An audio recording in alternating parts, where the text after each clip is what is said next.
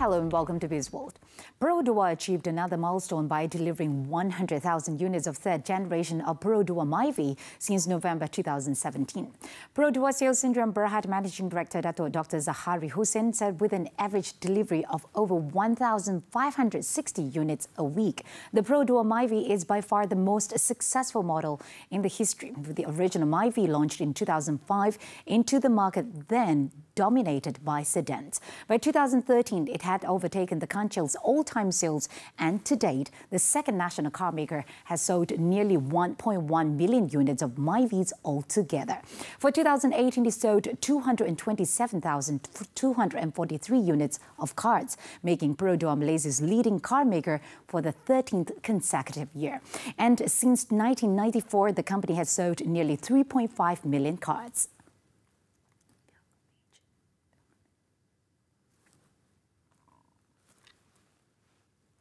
Malaysia Airlines Berhad MAB hopes to position Amal as the preferred regional pilgrimage airline for Hajj and Umrah, penetrating Malaysia, Indonesia and Thailand. Amal CEO Hazman Hilmi Salahuddin said the pilgrim charter airline is expected to contribute between 10 and 15% revenue to Malaysia Aviation Group in the next 2 years from the current 5% contribution. Currently, kita penetrate about 50% of Malaysia market. We want to go up to hopefully 60%. In Indonesia, we try to go perhaps 10% of Indonesia market. Currently, still small. The big market is Indonesia. They have 1 million Umrah passengers a year. Malaysia kita ada dalam 250,000, and Thailand is about 13,000. He was met at the official launch of Malaysia Airlines Amal, that provides special charter service for Hajj and Umrah pilgrims, by Economic Affairs Minister Datuk Sri Muhammad Azmin Ali earlier today.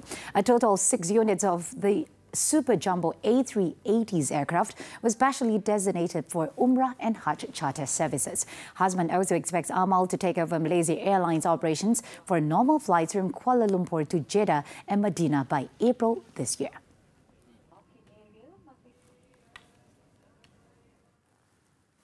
Australian-based property and infrastructure group Land Lease Corp Limited and TRX City Syndrome Berhad have secured a 2.15 billion ringgit financing facility for the mixed development, the lifestyle quarter at the Tun Razak Exchange TRX. The financing, which is not guaranteed by the government, is obtained from a 4-bank financing consortium, namely HSBC Malaysia, Standard Chartered Bank Malaysia, Malayan Banking Berhad and Sumitomo Mitsui Banking Corporation.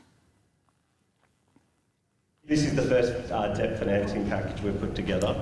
Lendlease is committing $2.1 billion ringgit of capital over the life of the project. The government's committed 1.2 billion for this lifestyle quarter, for that component. So it's a big capital commitment by all of us. So rest assured that the TRX is detoxified. It has now been cleaned up and is moving forward as a world-class international global project. Committed to rooting out corruption at all levels. And I think this should be a signal that for those investors coming here, rest assured your investments are protected by the rule of law. Officer, Standard Chartered Bank Malaysia. Earlier, the Finance Minister launched TRX Lifestyle Quarter, now known as the Exchange TRX, and he also witnessed the financing facility signing ceremony. The 6.88-hectare Lifestyle Quarter is a central part of the overall 40 billion ringgit TRX Financial District Master Plan, encompassing a lifestyle retail mall, restaurants, hospitality and leisure offerings, residential condominiums, and a city park.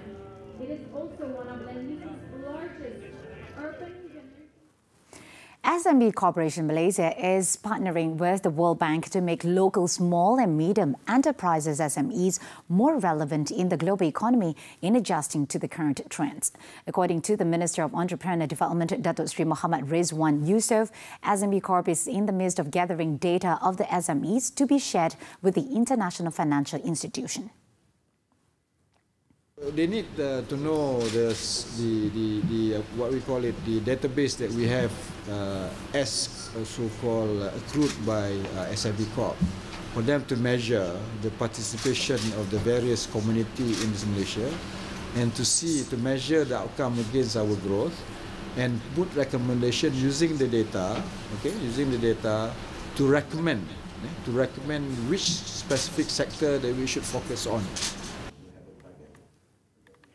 He was met after launching the National ASEAN SME Policy Index ASPI dissemination seminar earlier today. SME Corp will follow up with the World Bank and expects to get feedback by this year. The World Bank would also disclose those areas in need of skill set, such as the aviation and blockchain sectors, while the government aims to produce more high-growth companies and, at the same time, give greater attention to high-demand sectors.